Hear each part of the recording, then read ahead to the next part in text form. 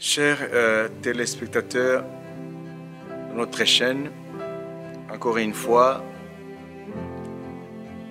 nous vous saluons dans le nom de Jésus et nous sommes très heureux de pouvoir partager avec vous un thème très pertinent, un thème de la Bible. Vous savez, la Bible n'est pas seulement un livre qui nous parle du ciel, qui nous parle d'un code de conduite morale, ou un livre qui nous parle de l'histoire du peuple hébreu, l'histoire d'Israël, l'histoire de comment l'Église de Jésus-Christ est née, s'est développée. Mais il y a quelque chose de très important que la plupart des gens ignorent. Ce qui fait l'autorité de la Bible, c'est sa dimension prophétique des événements qu'elle annonce. La capacité qu'a la Bible de prédire avec précision des événements à venir, des événements qui se produiront des siècles, voire même des millénaires en avance. Alors tout au long de notre partage avec vous, nous développerons cet aspect de la dimension prophétique de la Bible.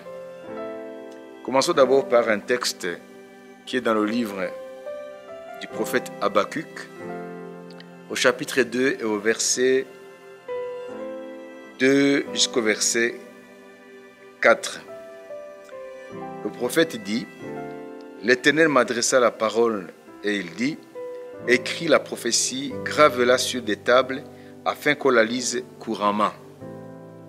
Car c'est une prophétie dont le temps est déjà fixé, elle marche vers son terme, et elle ne mentira pas. Si elle tarde, attends-la, car elle s'accomplira certainement. Et s'il dit: Mais le juste vivra par sa foi. Ici, je ne vais pas m'attarder sur le contexte dans lequel le prophète Habakkuk a reçu ce message de la part de Dieu. Mais ici, j'aimerais seulement souligner le fait que Dieu lui-même dit que la prophétie de la Bible, parce qu'il y a différentes sources de prophéties, il y a des prophéties que les gens se donnent les uns avec les autres, donc les chrétiens qui se donnent des prophéties. Il y a des prophéties d'origine satanique, mais ici, je précise, c'est la prophétie biblique, c'est-à-dire les prophéties qui sont contenues dans la Bible. Alors ces prophéties sont fiables parce qu'elles se sont avérées dans toute l'histoire de l'humanité. Depuis que la Bible a annoncé des événements, aucune prophétie de la Bible n'a fait défaut jusqu'à aujourd'hui. Vous savez, Jésus a été annoncé depuis le livre de la Genèse. Jésus a été annoncé tout le long de l'Ancien Testament. Et Jésus est venu tel que les Écritures l'ont annoncé. Et aujourd'hui, j'aimerais simplement vous dire que dans ce passage d'Habakkuk, Dieu dit que la prophétie biblique, elle est certaine. Son accomplissement est certain.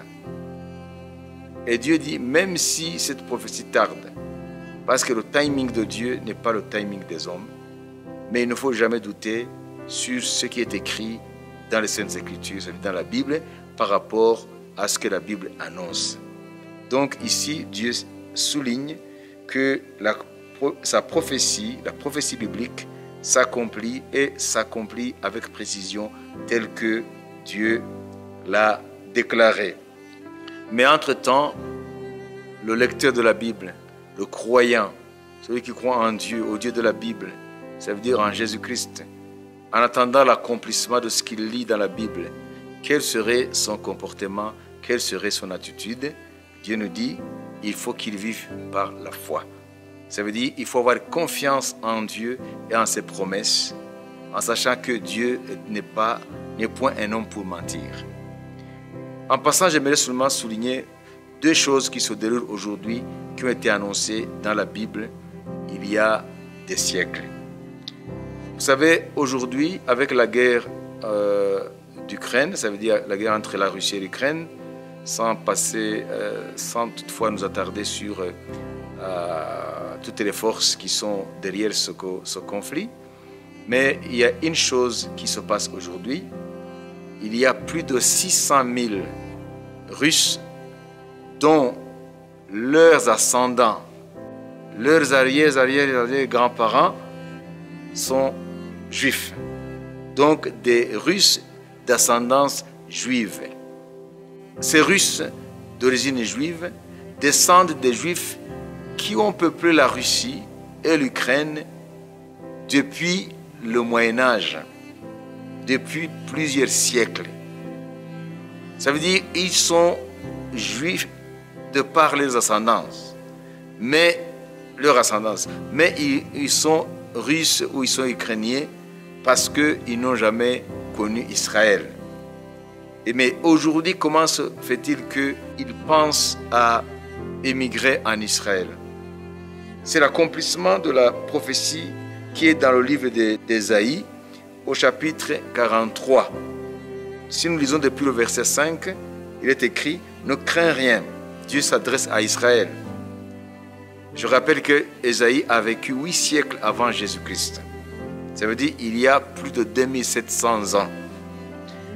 Il prophétise en disant « Ne crains rien car je suis avec toi, je ramènerai de l'Orient ta race et je te ramènerai de l'Occident. » Nous savons qu'il y a beaucoup de Juifs qui sont rentrés en Israël à partir de l'Occident, à partir de l'Europe, des États-Unis, etc. Je dirais au septentrion. Maintenant, Dieu s'adresse aux Juifs qui seront au septentrion. Ça veut dire en Russie. Ça veut dire l'extrême nord d'Israël. Ça, c'est la Russie. Il dit, je dirais au septentrion. Ça veut dire ces contrées-là où nous trouvons aussi la Russie. Je dirais au septentrion, donne. Et au midi, midi ça veut dire l'Afrique, ne retiens point, fais venir mes fils des pays lointains et mes filles de l'extrémité de la terre. Voyez, tout ce qui s'appelle de mon nom et que j'ai créé pour ma gloire, que j'ai formé et que j'ai fait. Vous voyez, ici dans Ésaïe chapitre 43, depuis le verset 5 jusqu'au verset 7, Dieu parle des événements qui se passeront avant le retour de Jésus dans les temps de la fin. Ça veut dire Dieu ramènera le peuple d'Israël des 4 coins de la terre pour qu'ils reviennent en Israël.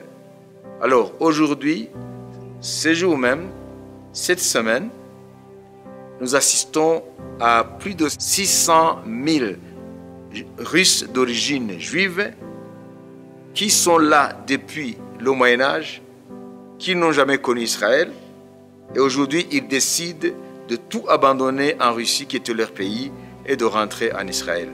Ça, ce n'est pas un événement gratuit qui se passe à cause de la conjoncture actuelle géopolitique. Donc c'est la prophétie d'Ésaïe 43, verset 5, verset 7, qui se déroule en direct sous nos yeux. Et Dieu parle aussi qu'il va dire au midi aussi de laisser partir les enfants d'Israël. Et nous assistons depuis le mois de juin une autre vague de Juifs éthiopiens, ça veut dire les Falachas, qui descendent de Salomon par la reine de Saba, ça veut dire la reine d'Éthiopie qui est allée entendre la parole de Salomon et qui a eu un enfant de Salomon. Alors ces Juifs, ce sont des Juifs noirs, des Juifs africains, des Juifs éthiopiens. Alors nous voyons maintenant, à part les Juifs qui ont été ramenés en Israël depuis l'époque de Mengistu, qui était le dirigeant de l'Éthiopie, nous voyons aujourd'hui même, au mois de juin, même aujourd'hui, nous voyons une vague des Juifs qui sont ramenés, des Juifs éthiopiens qui sont ramenés en Israël. Cela montre la véracité et la précision des prophéties bibliques. Alors tout au long de nos messages, nous essayerons d'aborder les différents événements qui se déroulent aujourd'hui sous nos yeux sous la lumière de la Bible. Alors, mes chers frères qui m'écoutez, ayez confiance en la Bible. Son message est pertinent, son message est d'actualité, son message est infaillible. Il ne serait pas possible à ce que quelqu'un ou quelque esprit que soit-il d'annoncer des événements des millénaires, des siècles en avance pour que ces événements s'accomplissent avec précision. Non seulement le Dieu de la Bible prédit l'avenir avec précision, mais il a aussi l'autorité, il a aussi le pouvoir de diriger les événements mondiaux, de canaliser l'histoire selon sa volonté. Alors j'aimerais terminer en vous disant, c'est Dieu qui est maître des temps et des circonstances. Ce sont les paroles de Dieu par la bouche du prophète Daniel au chapitre 2 au verset 21. Ça veut dire l'histoire n'est pas faite par les hommes, l'histoire ne se déroule au hasard, le cours de l'histoire est dans les mains de Dieu et c'est à ceux qui lui font confiance, l'avenir est radieux, il y a un avenir glorieux qui les attend. Que Dieu vous bénisse. Amen.